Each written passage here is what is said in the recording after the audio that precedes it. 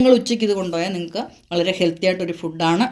Gas കാരണം വയറൊന്നും വീർക്കത്തില്ല, സെറ്റായിട്ട് തന്നെ ഇരിക്കും. അപ്പോൾ ഇതുപോലെ നിങ്ങൾക്ക് ഗോതമ്പ് പൊടി ഓട്സും തേങ്ങ ഉപ്പും വെച്ചും ഉണ്ടാക്കാവുന്നതാണ്. ടേസ്റ്റുകൾ ഇഷ്ടമല്ല, അപ്പോൾ ഇങ്ങനെ ഒരു 2 പീസേലും നിങ്ങൾക്ക് കഴിക്കണം, നല്ലതാണ്. ഒരു ടേസ്റ്റ് കിട്ടും.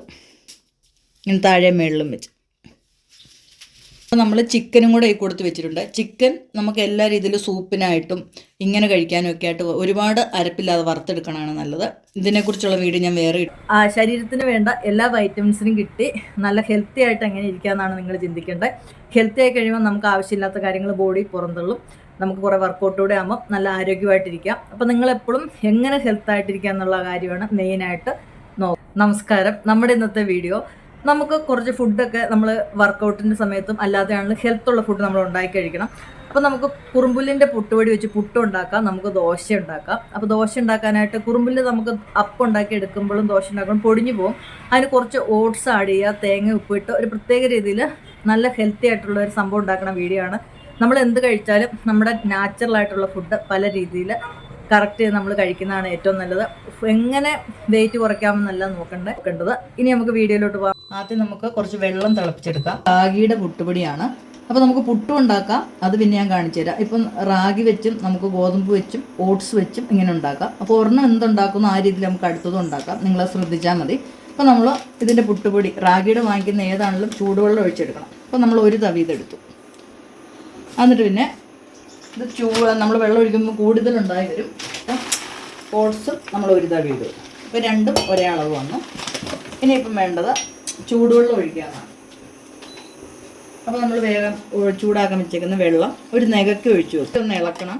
നമ്മുടെ ചൂടുവെള്ളം ഒഴിച്ച് വെക്കാൻ പറഞ്ഞെന്നാന്ന് വെച്ചിട്ടുണ്ടെങ്കിൽ നമ്മുടെ കുറുമ്പുല്ലിൻ്റെ പൊടി വറുത്തതാണ്, അതുകൊണ്ടാണ്.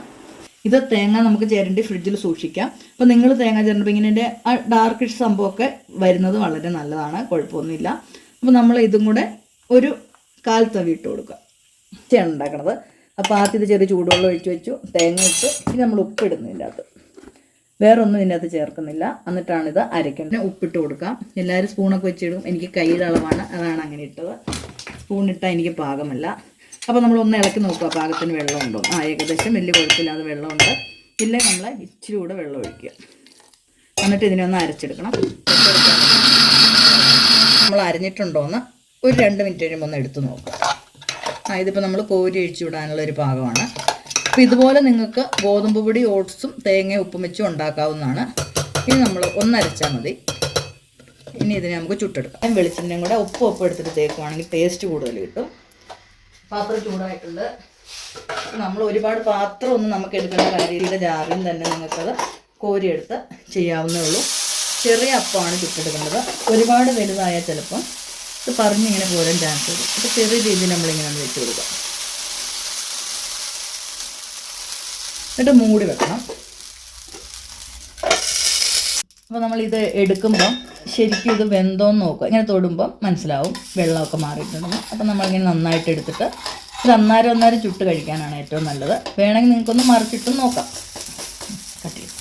അപ്പോൾ നമ്മളിത് ശരിക്കും അപ്പം തിരിച്ചിട്ടതാണ്. അപ്പോൾ തിരിച്ചിട്ടിട്ട് എടുക്കുമ്പോൾ നിങ്ങൾക്ക് പിന്നീട് കഴിക്കാനാണ് നമുക്കിങ്ങനെ തിരിച്ചിട്ടെടുത്ത് നമുക്ക് കൊണ്ടുപോകാം. ഫ്രഷായിട്ട് കഴിക്കാനാണ് തിരിച്ചിടാതെ എടുത്തു എടുക്കുക. ഈ കൂട്ടത്തിൽ നമുക്ക് ചിക്കൻ വറുത്തതും സാലഡും ഒക്കെ കൂട്ടി നമുക്ക് ഉച്ചയ്ക്ക് കൊണ്ടുപോകാവുന്നതാണ്. ഇതുണ്ടോ, നമുക്ക് ഈ സാലഡ് നിങ്ങൾക്ക് കഴിക്കാൻ ഇഷ്ടക്കുറവുള്ളവരാണെങ്കിൽ ഇങ്ങനെ 2 ക്യാരറ്റും ഇങ്ങനെ വെച്ചെടുത്ത് കഴിഞ്ഞാൽ നമുക്കിത് ഒന്നിച്ച് കടിച്ചെടുത്ത് കഴിക്കാൻ ഒരു ടേസ്റ്റ് ഉണ്ടാവും. അല്ലെ 2 കുക്കുംബർ പീസിൻ്റെ ഇടയ്ക്കോട്ട് ഒരു ക്യാരറ്റ് ഇങ്ങനെ വെച്ചെടുക്കുക. ചിലർക്ക് ടേസ്റ്റുകൾ ഇഷ്ടമല്ല, അപ്പോൾ ഇങ്ങനെ ഒരു 2 പീസേലും നിങ്ങൾക്ക് കഴിക്കണം, നല്ലതാണ്. അപ്പോൾ കടിച്ച് കഴിക്കാനായിട്ട് ഒരു ടേസ്റ്റ് കിട്ടും. ഇങ്ങനെ താഴെ മേളിലും വെച്ച്. അപ്പോൾ നമ്മൾ ചിക്കനും കൂടെ ഈ കൊടുത്ത് വെച്ചിട്ടുണ്ട്. ചിക്കൻ നമുക്ക് എല്ലാ രീതിയിലും സൂപ്പിനായിട്ടും ഇങ്ങനെ കഴിക്കാനും ഒക്കെ ആയിട്ട് ഒരുപാട് അരപ്പില്ലാതെ വറുത്തെടുക്കണമാണ് നല്ലത്. ഇതിനെക്കുറിച്ചുള്ള വീഡിയോ ഞാൻ വേറെ ഇട്ടിട്ടുണ്ട്. അതിൻ്റെ ലിങ്ക് ഇതിൻ്റെ ഇടയിലിടാം. അങ്ങനത്തെ ചിക്കൻ എങ്ങനെ ഉണ്ടാക്കുന്നത്. അപ്പോൾ ഇത് നിങ്ങൾ ഉച്ചയ്ക്ക് ഇത് കൊണ്ടുപോയാൽ നിങ്ങൾക്ക് വളരെ ഹെൽത്തി ആയിട്ടൊരു ഫുഡാണ്. ഗ്യാസ് കാരണം വയറൊന്നും വീർക്കത്തില്ല, സെറ്റായിട്ട് തന്നെ ഇരിക്കും. Thank you.